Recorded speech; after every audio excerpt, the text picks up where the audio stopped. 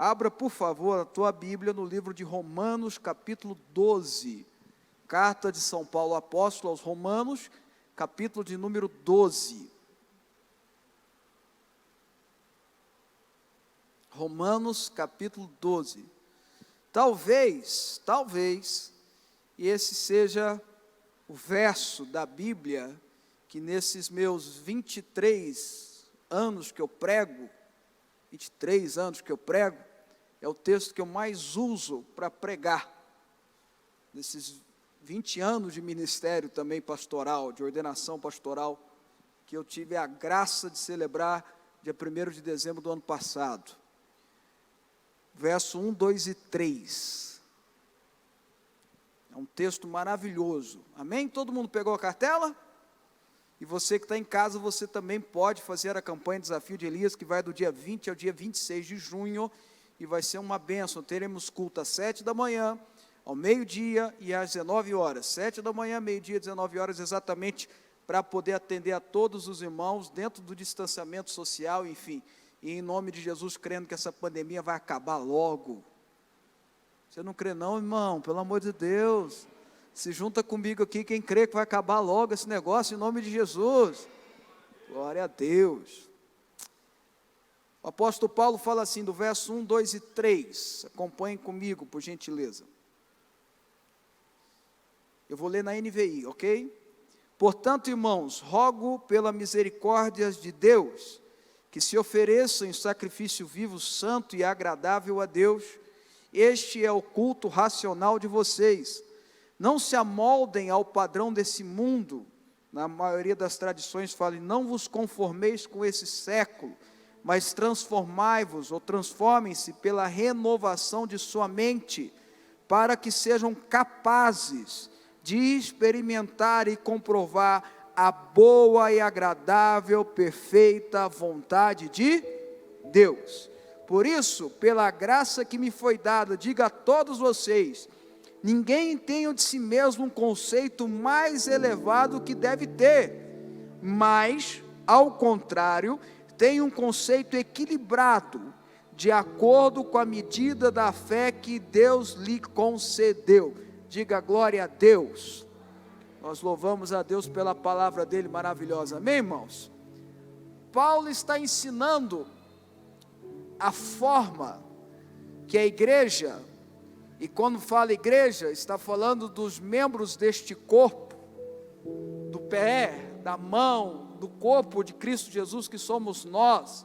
Eu e você, juntos nos tornamos igreja. Eu sozinho não sou igreja, você sozinho não é igreja, você é criatura de Deus, você é filho de Deus, você quando é consagrado e é filho de Deus, você se torna tabernáculo do Espírito Santo, e a palavra tabernacular, ou tabernáculo quer dizer morada, habitação, então você se torna a habitação do Espírito Santo, mas igreja não. Igreja é quando um tabernáculo, outro tabernáculo e outro tabernáculo se ajuntam e se tornam uma igreja.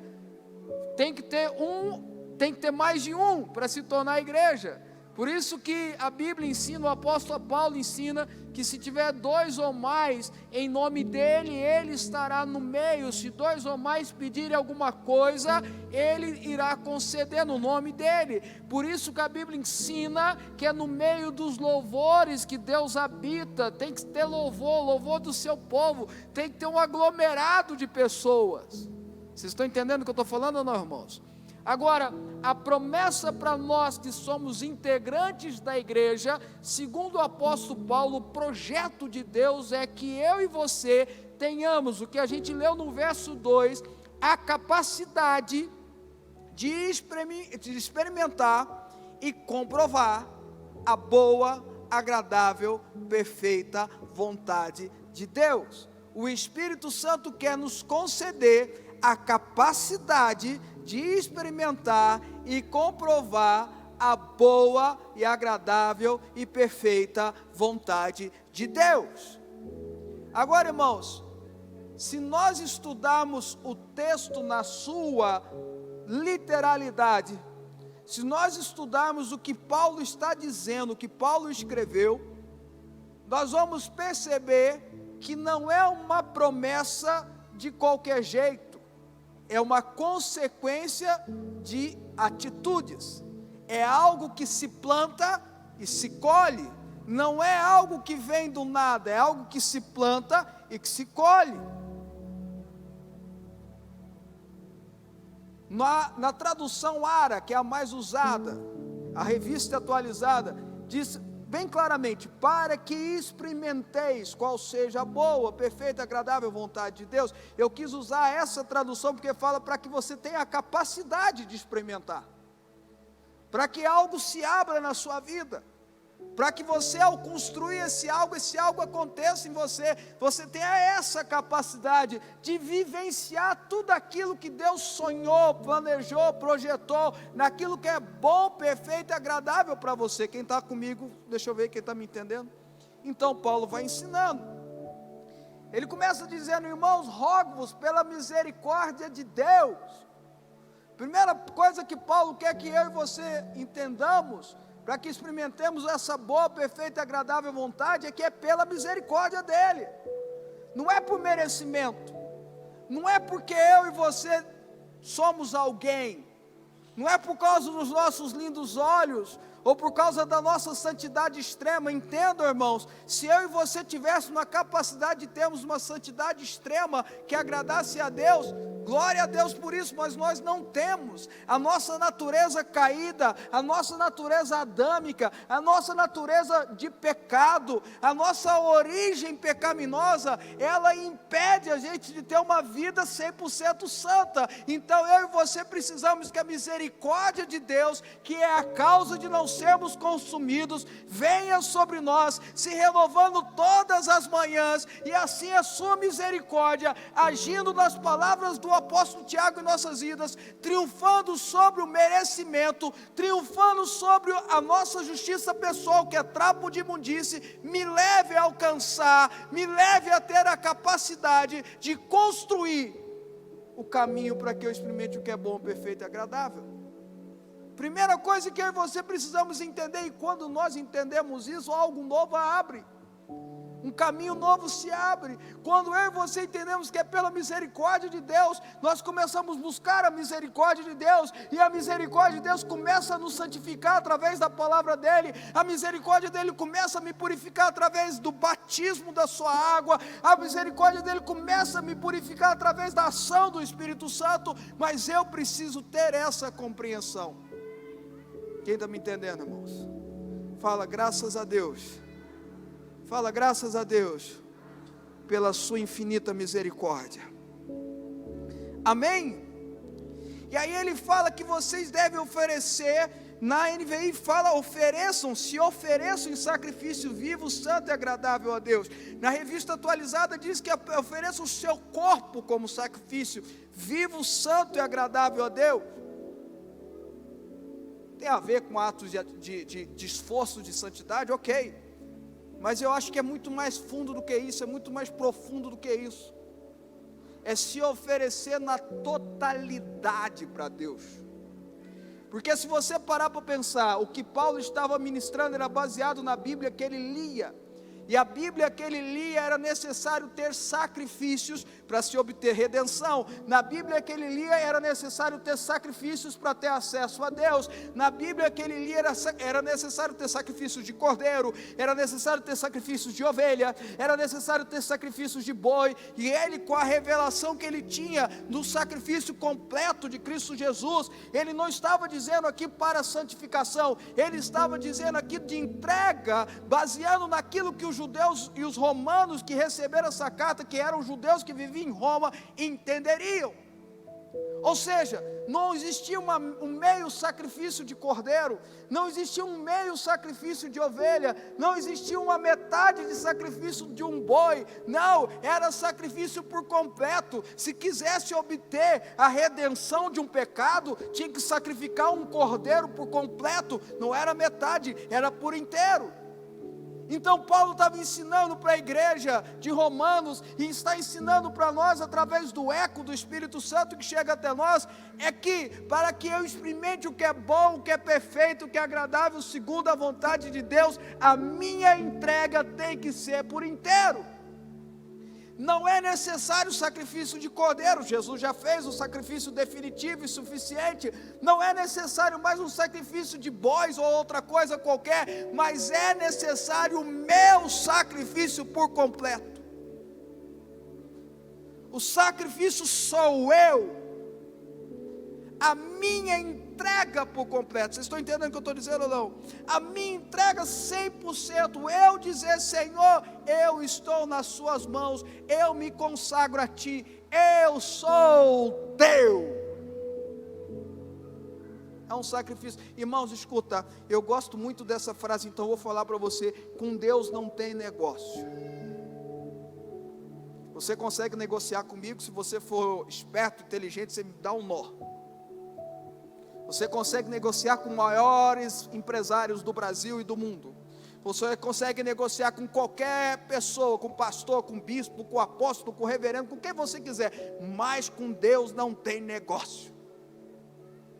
Ou é do jeito dele, ou é do jeito dele. Você não pode negociar com Deus 90% da tua vida.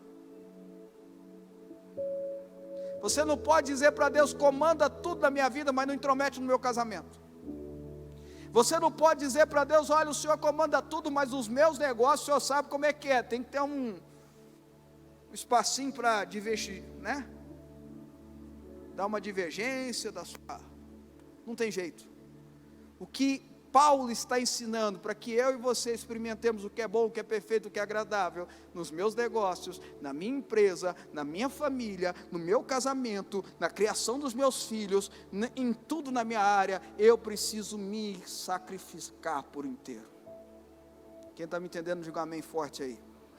E ele vai dizendo ali, ele fala assim: esse é o culto racional. Não é emoção, é racionalidade. Tem muita coisa na Bíblia que é emoção, tem muita coisa na nossa vida que é emocional, mas aqui a fé e o Evangelho e a pregação do Evangelho é algo racional, é racionalidade. Você precisa trazer para a sua racionalidade, você precisa raciocinar assim. E aí ele entra naquilo do culto racional que ele está dizendo. Ele aprofunda naquilo que é culto racional. Ele vira e fala: e não vos amoldeis com esse mundo. Não se modele a esse mundo. O mundo não é exemplo para você. O mundo não pode ser influência para você. Não amolde a sua vida a esse mundo. Não construa a sua vida na areia, construa na rocha. Não vos conformeis com os conselhos malignos, não vos conformeis com a roda dos escarnecedores, não vos conformeis com o caminho dos pecadores. Vocês estão entendendo, irmãos? Não vos conformeis com aquilo que é ensino de Satanás, no que João, através da revelação de Jesus, escreve em Apocalipse, aquilo que é sinagoga de Satanás. E era uma carta para uma igreja que em tese estava sadia, e Jesus fala através de João: o Espírito ouça a mensagem que eu estou dizendo, não entre na sinagoga de Satanás, não fique aprendendo as coisas do diabo. Não vos conformeis com esse século, não se amolde aos padrões desse século. Não é fácil, irmãos, porque João, no capítulo 5 da sua carta, diz que o mundo já está condenado a ser do diabo. O mundo jaz do maligno.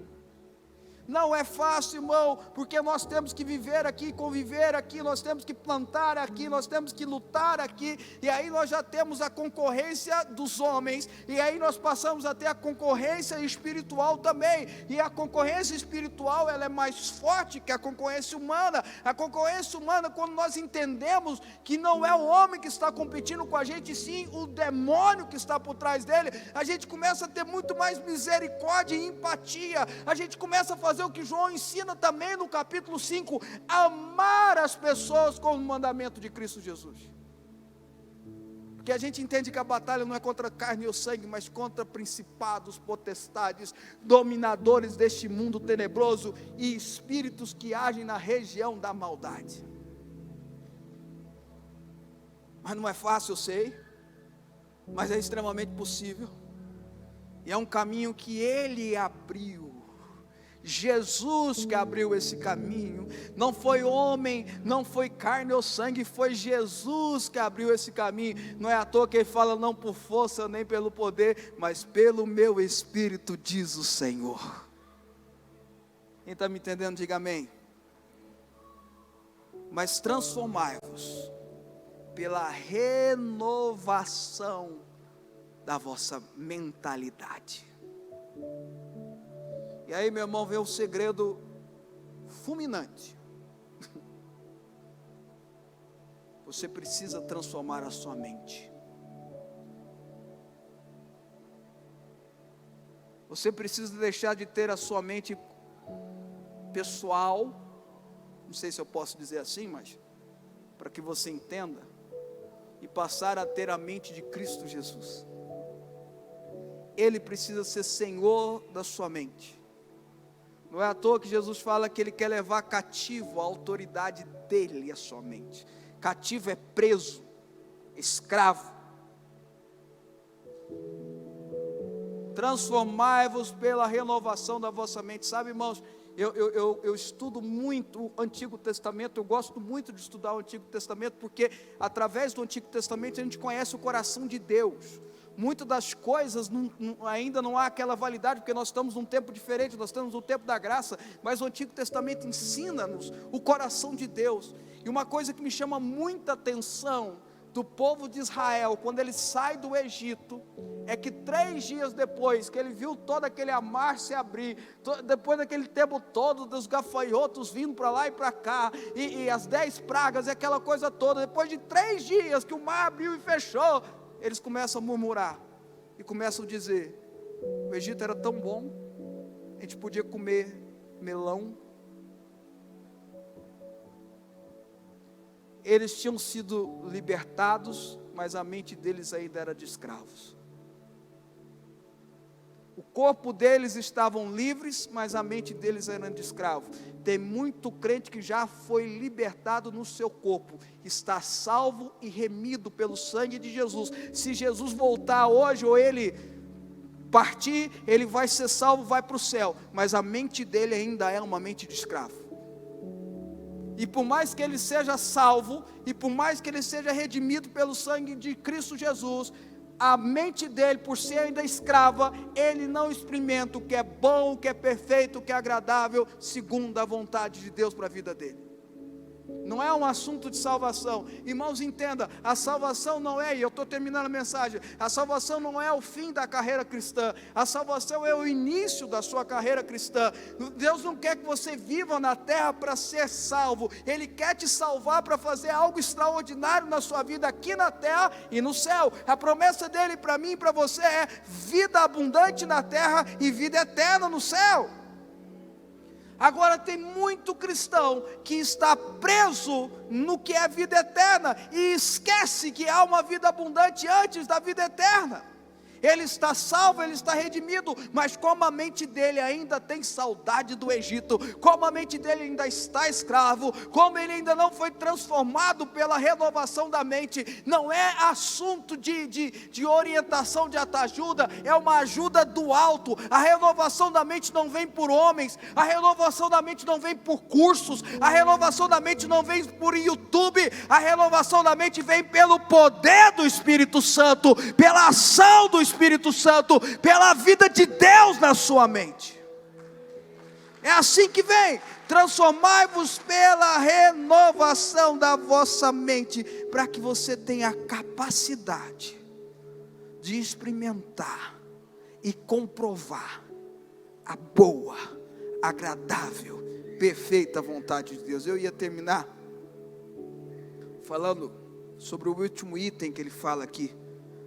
Fala que nós temos que ter algo equilibrado na nossa vida, segundo a fé. Já que eu estou citando João capítulo 5, fala que a nossa confiança de resposta de Deus, de resposta dos nossos pedidos, de viver a abundância, é através da fé.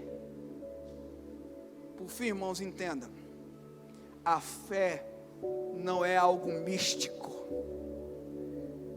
é algo palpável.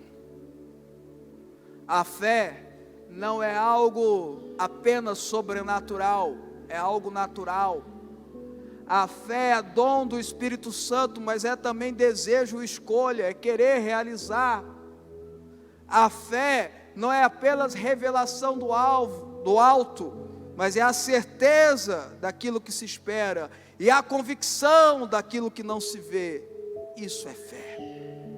Ela é que nos traz a confiança do que aquilo que nós pedimos, podemos receber, mediante a boa, perfeita e agradável vontade de Deus. Eu quero pedir para que você fique de pé onde você está, porque eu quero orar pela sua mente.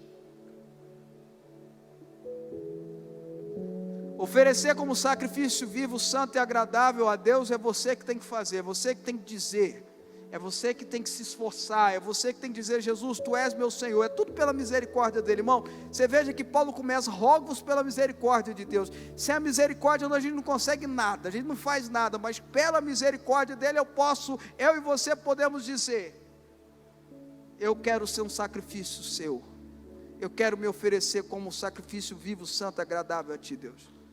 Renova a sua mente hoje. Vamos orar pela renovação da mente? Vamos fazer um negócio diferente aqui? Põe a mão na sua mente assim, ó. Pede para o Espírito Santo renovar a sua mente. Você pede para Ele renovar a sua mente. Não é segundo o que o Fábio fala, é segundo o que o Espírito Santo fala. Pede para Ele levar cativo a autoridade de Cristo Jesus, os seus pensamentos, a sua imaginação, o seu domínio, porque a mente acaba sendo o Senhor, né? Não é isso?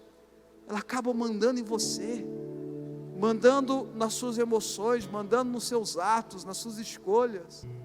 Fala: Jesus, leva cativo a minha mente, como a Tua palavra diz, que eu deixe de ter uma mente humana e passe a ter a mente de Cristo Jesus, que eu passe a ter a mente de Cristo Jesus, Pai. Oh Deus, na autoridade apostólica que há na igreja de Jesus, no nome santo de Jesus, Senhor dos senhores, Rei dos reis, Salvador, regenerador e redentor de nossas vidas, nós oramos agora, pedindo, meu Pai, que o Senhor renove cada mente aqui representada. Que o Senhor renove a mente do meu irmão, a mente da minha irmã, segundo, meu Pai, a vontade do Teu doce, amado, maravilhoso Espírito Santo. Que o Senhor tire, meu Pai, pensamentos e imaginações malignas. Que o Senhor tire sentimentos e distrações do diabo. E coloque, meu Pai, os seus pensamentos. E coloque, meu Pai, a sua graça. E conduza-nos, Deus, a pensar e imaginar segundo a Tua santa vontade. Espírito Santo, nós precisamos de Ti. Renova a nossa mente. Transforma a nossa mente, para que nós possamos ser livres, para experimentar o que é bom, o que é perfeito, o que é agradável, como ato exclusivo de Ti, Jesus, mas como consequência de termos uma mente em Ti. Eu oro por cada irmão, abençoo a semana de cada família, clamo o sangue de Jesus, que livra de todo mal, que livra do pecado, que livra da peste, que livra do vírus, que livra da doença, o sangue de Cristo Jesus sobre cada família, sobre cada umbral de porta, que livra de todo acidente, que livra de todo mal. Eu os abençoo em nome do Pai, do Filho e do Espírito Santo, em nome de Jesus. Amém.